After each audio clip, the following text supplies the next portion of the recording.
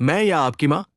ये सवाल उस दिन रवि के कानों में गूंजता रहा, जब उसकी पत्नी नेहा ने रात के भोजन के बाद सीधा उसकी आंखों में देखकर कहा था, या तो आप मुझे सम्मान दीजिए या फिर मैं इस घर से चली जाऊंगी। रवि एक मध्यम वर्गीय नौकरी पेशा व्यक्ति था, जिसकी दुनिया उसके घर तक ही सीमित थी। मां का स्नेह और पत्नी का साथ वो दोनों चाहता था, लेकिन जब दोनों ही एक दूसरे के लिए जहर बन जाए तो कोई पुरुष किसोर जाए। नेहा पिछले 6 महीनों से रवि की मां शांति देवी से असंतुष्ट थी। हर दिन कोई न कोई बात, तकरार, ताने और फिर लंबी खामोशी। मां कहती, ये लड़की घर के संस्कार नहीं समझती। नेहा कहती, आपकी मां हर बात में मेरी बेइज्जती करती है। रवि दोनों के बीच हर रोज चुपचाप पिसता रहता था। ना किसी की पूरी बात सुन पाता, ना ही किसी को पूरा समझा पाता। ऑफिस में काम पर ध्यान नहीं लगता और घर में चैन की सांस नहीं। उस रात नेहा का सवाल जैसे दिल चीर गया, मैं या आपकी मां? रवि समझ नहीं पा रहा था कि उसकी जिंदगी इतनी जल्दी दो राहों पर कैसे आ खड़ी हुई।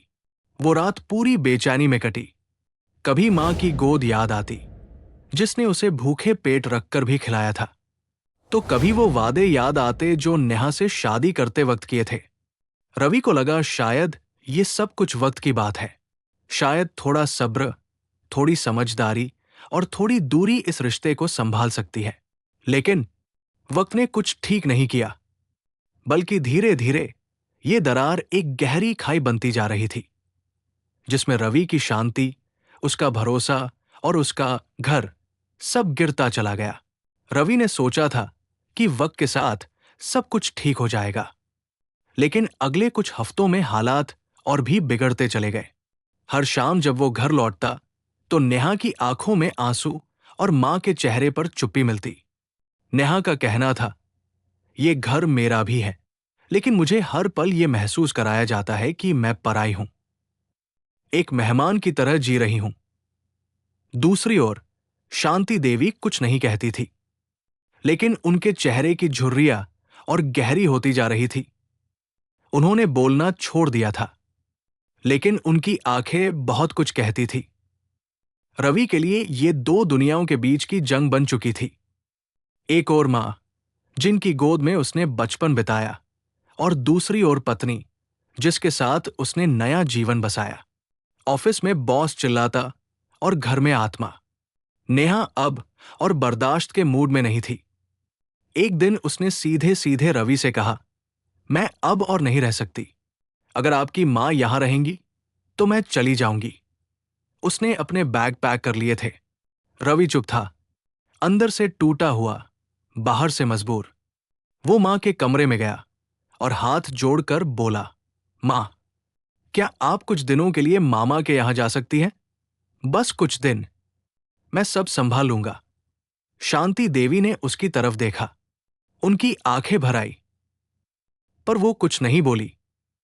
सिर्फ इतना कहा, बेटा, तू खुश रह, मैं चली जाऊंगी। रवि ने उनके लिए एक ऑटो बुलाया, कुछ कपड़े एक बैग में रखे और उनके हाथ में 5,000 रुपए रख दिए। मां चुपचाप चली गई। कोई शिकायत नहीं, कोई शोर नहीं। बस जाते जाते एक बार मुड़कर घर को देखा, जिसे उन्होंने अपनी पूरी जिंदगी का सपना समझकर बसाया था। आज वही घर उनके लिए अजनबी बन गया था। ऑटो धीरे धीरे गली से दूर चला गया। रवि दरवाजे पर खड़ा था। नेहा अंदर अपने कमरे में बैठी थी, शायद संतुष्ट, शायद विजयी। लेकिन जिस जीत की नेहा ने कल्पना की थी, वो रवि के जीवन की सबसे बड़ी हार बन चुकी थी। मां के जाने के बाद वो घर घर नहीं रहा था। हर दीवार, हर कोना जैसे खामोशी से सवाल पूछता, क्या सच में मां को जाना चाहिए था?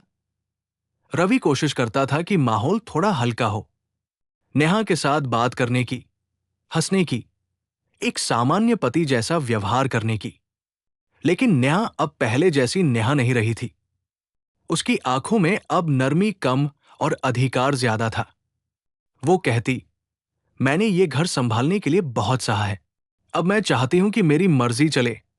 रवि चुपचाप सुन लेता, मुस्कुराता भी, लेकिन अंदर ही अंदर उसका मन टूटने लगा था। शाम को जब वो ऑफिस से लौटता तो घर में पहले जैसी मां की आवाज नहीं गूंजती, बेटा खाना खा ले। अब वो शब्द सिर्फ यादों में रह गए थे। एक दिन उसने मां को फोन किया। मां, सब ठीक है? शांति देवी ने हमेशा की तरह सिर्फ इतना कहा, तू खुश रह बेटा, मैं ठीक हूं। रवि ने महसूस किया मां झूठ बोल रही थी। उनका स्वर थका हुआ था, लेकिन उन्होंने कभी शिकायत नहीं की। घर में अब टीवी चलता था, लेकिन आवाज नहीं आती थी। नेहा अब अपने मन की रानी बन चुकी थी। घर की सजावट, रूटीन, रिश्ते, सब पर उसका हक था। और रवि, वो अब सिर्फ एक कमाने वाला आदमी बन चुका था, ना पति, ना बेटा, बस एक बीच में फंसा हुआ इंसान। एक दिन रवि को मामा का फोन आया। बेटा, तेरी मां की तबीयत बहुत खराब है, बुखार, कमजोरी, और बात करते हुए बार बार रो पड़ती है। रवि के पैरों तले जमीन खिसक गई। उसे समझ नहीं आया कि वो क्या करे। नेहा से बात की तो उसने कहा, अब मां को वापस लाओगे? फिर से वही झगड़े शुरू होंगे। रवि ने कहा, मां बीमार है, अकेली है, मैं उन्हें लेने जाऊंगा। नेहा ने चुपचाप कमरा छोड़ दिया। ना कोई सहानुभूति, ना कोई साथ। रवि बाइक उठाकर मामा के घर पहुंचा। दरवाजा खुला तो सामने एक बेहद कमजोर, सूनी आंखों वाली शांति देवी बैठी थी। उनका चेहरा जैसे महीनों से धूप नहीं देखा था, और उनका मन जैसे बेटे की एक झलक के लिए तरस रहा था। उन्होंने रवि को देखा, मुस्कुराई। आ गया मेरा राजा बेटा। रवि की आंखें भर आई। उसने मां को गले से लगाया। उनका शरीर अब उतना हल्का हो गया था कि जैसे हवा में उड़ जाए। रवि ने वहीं बैठकर उनका हाथ थामा और कहा, मां, अब आप मेरे साथ चलो, मैं सब संभालूंगा। लेकिन मां ने कहा, बेटा, जिस घर में मेरा आशीर्वाद बोझ बन जाए, वहां मेरा क्या काम? रवि की आत्मा कांप उठी। रवि मां को मनाकर तो ले आया, लेकिन ये वही घर नहीं था। ना नेहा ने उनका स्वागत किया, ना कोई बात। शांति देवी अब हर दिन चुपचाप मंदिर के सामने बैठती और धीरे धीरे खुद को भगवान के हवाले कर रही थी। रवि की रातें अब और भी डरावनी हो गई थी। नेहा अब उससे कटने लगी थी। बात बात पर ताने, खामोशी या मोबाइल में खो जाना। एक रात जब रवि मां के पैरों में तेल लगा रहा था, नेहा ने कहा, अब यही सब करना रह गया है तुम्हारा? बीवी की जगह मां के तलवे सहला रहे हो? रवि ने कोई जवाब नहीं दिया। वो जवाब अब शब्दों से नहीं, आंखों से देता था, और वो आंखें अब थक चुकी थी। धीरे धीरे रवि का स्वास्थ्य गिरने लगा। नींद नहीं आती, भूख नहीं लगती, और मन बस खाली। ऑफिस में गलती पर गलती और घर में ताने।